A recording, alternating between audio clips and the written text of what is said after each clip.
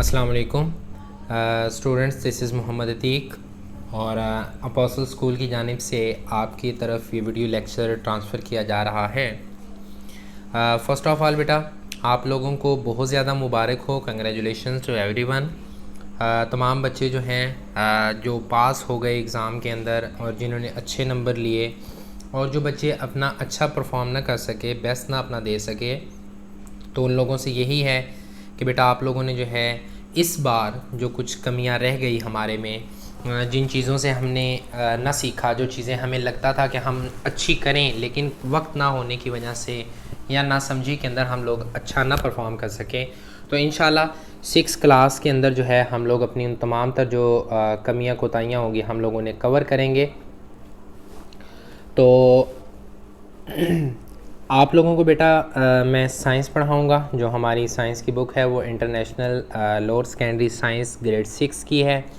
तो उसके साथ जो है ये आपके सामने मैंने उसकी पिक्चर जो है वो डिस्प्ले कर दी है। जो लोअर 2 है यानी कि वो 6 ग्रेड के अंदर आप लोग पढ़ेंगे। हमारा बेटा जो चैप्टर नंबर 1 है वो चैप्टर नंबर है फ्रॉम सेल टू ऑर्गेनिज़म, यानी कि थोड़ा सा समझिएगा। फ्रॉम सेल यानी कि एक छोटे से सेल से लेके टू ऑर्गेनिज़म यानी कि एक पूरा जानदार कैसे बनता है। एक सेल है वो किस तरह से अपने आप को मल्टीप्लाई कर कर कर करके एक नया ऑर्गेनिज़म बनाता है, तो वो किस तरह से हो रहा है, वो सारा काम क्या होगा, वो हम लोग इस चैप्टर के अंदर पढ़ेंगे। क्लियर होगी यहाँ तक बातें? चलें जी, अपने टॉपिक की तरफ बढ़ते हैं जी। हमारा जो टॉपिक है उसके अंदर वो कहते हैं कि cell is a basic structure and functional unit of life, यानी कि सेल जो है वो हमारे पास एक बुनियादी एक जिस्म है, एक बुनियादी साख्त है and functional unit of life, जो कि ज़िंदगी का जो है एक परफॉर्म कर रहा है, जो भी फंक्शंस परफॉर्म कर रहा है वो हमारा सेल ही करता है। फंक्शनल यूनिट है यानी कि काम करने वाला हिस्सा है उसका। फिर कहता है जी all the activity of cell are going to be perform by cell, यानी कि जिस्म के अंदर जितनी भी सेल की जो होंगी एक्टिविटीज़ होंगी वो सेल हमारी परफॉर्म करेगा। All the activity of life होगा यहाँ पे ना, सेल की जगह यहाँ पे क्या होगा, जहाँ पे कर्सर है, all the activity of life are going to be perform by cell, यानी कि वो सेल परफॉर्म कर रहा होगा जितनी भी हमारे पास एक्टिविटीज़ होंगी। फिर वो कहता है कि there are several type of cell.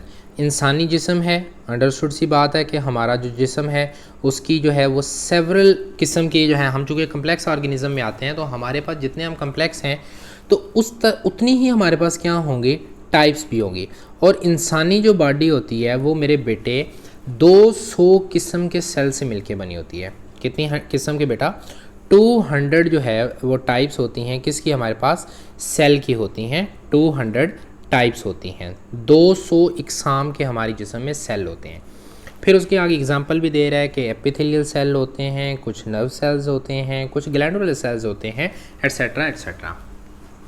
Overall फिर नर्व सेल्स में ओवरऑल जो टाइप्स हैं वो कितनी हैं, तकरीबन हमारी बॉडी 200 किस्म के सेल से मिलके बनी हुई है, लेकिन हमारे पास ऑलमोस्ट 70 ट्रिलियंस ऑफ सेल होते हैं। एक जानदार में कितने होते हैं बेटा 70 trillion cell, 70 trillion cell, 70 trillion cell हमारी बॉडी के अंदर मौजूद होते हैं। ओवरऑल टाइप्स कितनी है बेटा?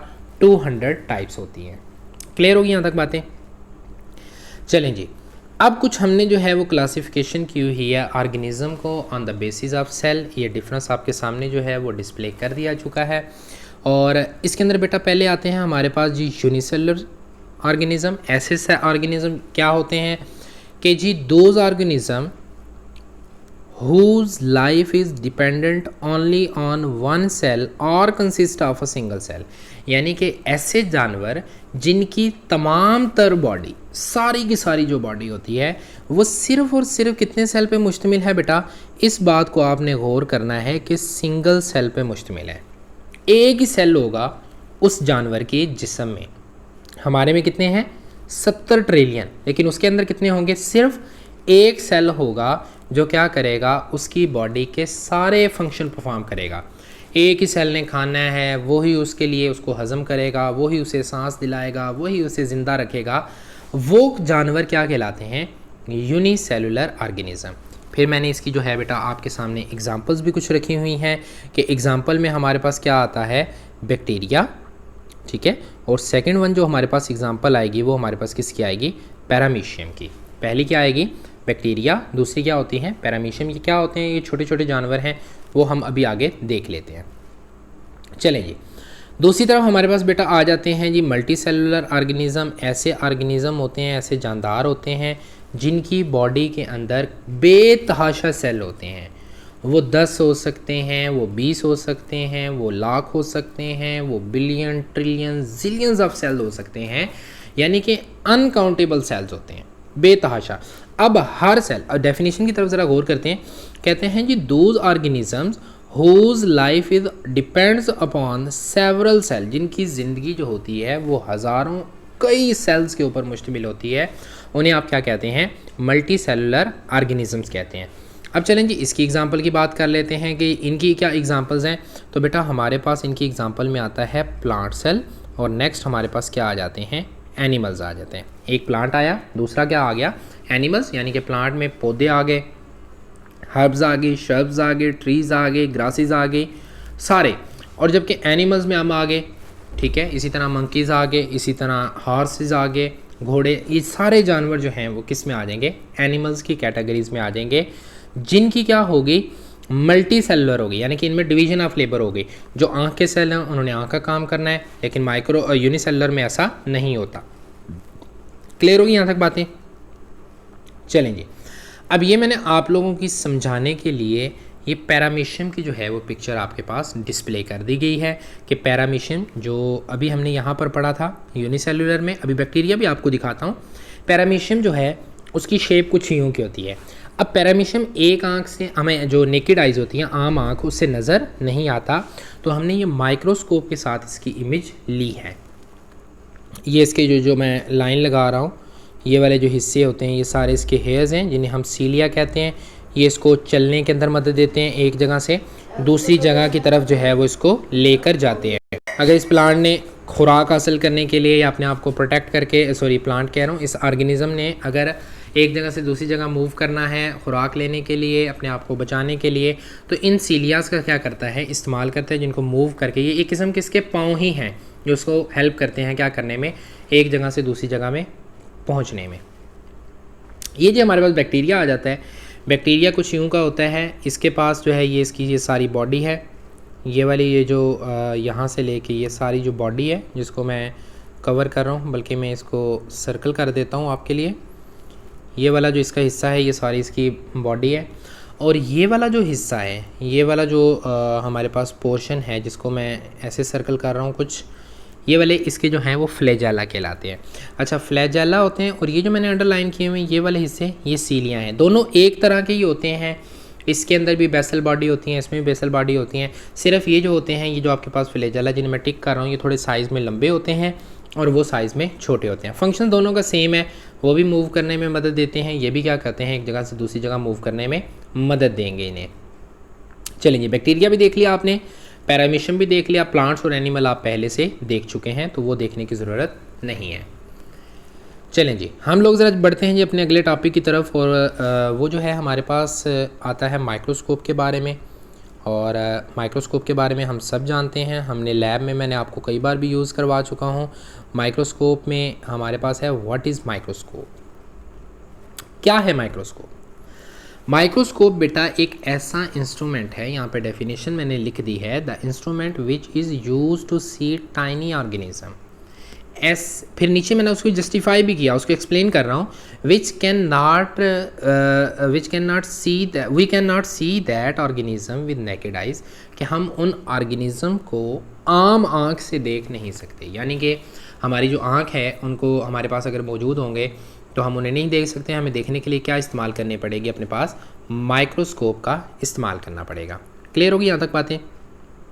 चलें जी, अब पहली बार दुनिया में जो पहली बार जिसने हमारे पास क्या किया था, इन्वेंट किया था माइक्रोस्कोप, वो हमारे पास था गलीलियो ने पहली बार जो है वो माइक्रोस्कोप को इन्वेंट किया, और उसकी मदद से, लेकिन उस वक्त जो उसकी इन्वेंशन थी, चूँकि पुराने दौर का आदमी है, तो उस वक्त जो थी वो इतनी ज़्यादा नहीं थी एडवांस लेवल पे या इतने ऑर्गेनिज्म को नहीं दिखाती थी, लेकिन आजकल तो हम सेल के अंदर तक देख सकते हैं, एक एक ऑर्गेनेली को डिस्कस कर सकते हैं। फिर आस्ते आस्ते आप हायर क्लासेस में पढ़ते चलेंगे। चलिए जी, अब माइक्रोस्कोप को थोड़ा सा डिस्कस कर लेते हैं जी। माइक्रोस्कोप कैसी होती है, मैं इनको जो है वो थोड़ा थोड़ा जो है वो सर्कल करता रहता हूँ, फिर एक एक हिस्से को मैं बताता चलता हूँ जी। पहला हमारे पास हिस्सा आता है आई पीस, ये वाला हिस्सा, यानी कि वो वाला हमारे पास टुकड़ा है माइक्रोस्कोप का जिसके ऊपर हम क्या करते हैं, आँख रखते हैं और ऑब्जेक्ट्स को देखते हैं। और जो जानवर होता है उसको हम देखते हैं। इसके नीचे ये जो होती है ये लाइट सोर्स है, यहाँ से लाइट ऊपर जाती है, ठीक है। यहाँ से लाइट क्या करेगी, ऊपर की जानिब मूव करेगी। यहाँ से जब लाइट ऊपर जाएगी तो हमारा जो ऑर्गेनिज्म जिसको हमने देखना होगा उसको हम रखेंगे यहाँ पर, ये जहाँ पे मैं आपको अंडरलाइन कर रहा हूँ यहाँ पे रखेंगे। तो यहाँ पर ये जो हिस्सा है, ये जो ब्लैक ब्लैक हिस्सा है, ठीक है, ये वाला हिस्सा, इसको हम स्टेज कहते हैं। इसको हम क्या कहते हैं बेटा, स्टेज, यानी कि इसका अलग हमने नाम रखा है और वो क्या है हमारे पास, स्टेज। और इसके साथ साथ ये जो है वो मैंने लिखा हुआ है stage where the specimen slide is placed, कि ये वो वाला हिस्सा है जहाँ पे हम जो स्लाइड्स होती हैं उसको हम क्या करते हैं, रख देते हैं। इसके साथ साथ बेटा अब उन इमेजेस को क्लियर करने के लिए हमारे पास ये जो है एक ये नॉब लगी हुई है, एक नॉब हमारे पास ये लगी हुई है जिसको हम क्या करते हैं, क्लियर करने। फिर इसी तरह जो है बेटा हमारे पास ये वाली जो हमारे पास नॉब लगी हुई है, यहाँ से हम जो है इसको ऑन करते हैं माइक्रोस्कोप को और ऑफ़ कर सकते हैं, ठीक हो गया यहाँ से। फिर इसके बाद बेटा हमारे पास जो है वो ये जो लेंस यहाँ पे लगे होते हैं इन्हें हम कहते हैं ऑब्जेक्टिव लेंस। ये वाले क्या हैं हमारे पास, ऑब्जेक्टिव लेंस कहलाएंगे। अब ऑब्जेक्टिव लेंस का क्या काम होता है कि हमने डिफरेंट एंगल से देखना है ना। मैंने अपना स्पेसिमेन रख दिया और रखने के बाद मुझे उसकी साइड देखनी है, तो फिर मैं इनका इस्तेमाल करता हूँ। मुझे उसको थोड़ा करीब से देखना है, मुझे उसको दूर से देखना है, ठीक है। कोई मुझे उसका कोई सीलिया नज़र आ गया, जैसे हमने जो है वो पीछे पैरामीशियम में देखा, चूँकि मुझे तो दरमियान में एक होगा तो वो एक जगह पे फोकस करेगा, जबकि दूसरा लेंस आ जाएगा तो वो हमें डिफरेंट एंगल के साथ क्या करेगा, उस ऑर्गेनिज्म का ओवरव्यू देगा, ठीक है। जब हम लेंस ऑब्जेक्टिव लेंस को चेंज करते हैं तो थोड़ी सी इमेज जो है वो डिस्टर्ब हो जाती है, लेकिन उसके लिए मैंने आपको क्या बताया हुआ है कि हमारे पास क्या मौजूद है, ये फोकस नॉब, ये वाली नॉब का इस्तेमाल करेंगे हम लोग और इसको इस्तेमाल करते हुए इमेज को क्या कर लेंगे, क्लियर कर लेंगे। ये वाली थोड़ी सी जो लाइट जो आप लोगों ने लैब में देखी हुई है वो हमारे पास कंपाउंड माइक्रोस्कोप होती है, इसको हम लाइट माइक्रोस्कोप कहते हैं। दोनों का प्रिंसिपल ठीक है, वो थोड़ी विजिबल लाइट जो हमारी सन लाइट होती है उसको इस्तेमाल करती है, जबकि ये जो होती है इसके नीचे जो है वो नियॉन लैंप होता है जो हमारे पास क्या होता है, सोर्स होता है एज अ लाइट का। तो बेटा ये हमारा जो टॉपिक है आज का वो यहाँ पर वाइंड अप होता है। तो इंशाल्लाह नेक्स्ट वीडियो में नेक्स्ट लेक्चर के साथ आपके साथ मुलाकात होगी। अपना कोई क्वेश्चन हो तो you are feel free to ask me any question regarding this topic. तो इंशाल्लाह नेक्स्ट वीडियो में नेक्स्ट लेक्चर के साथ आपके साथ मुलाकात होगी। तब तक के लिए बेटा इजाज़त चाहता हूँ। अल्लाह हाफिज़।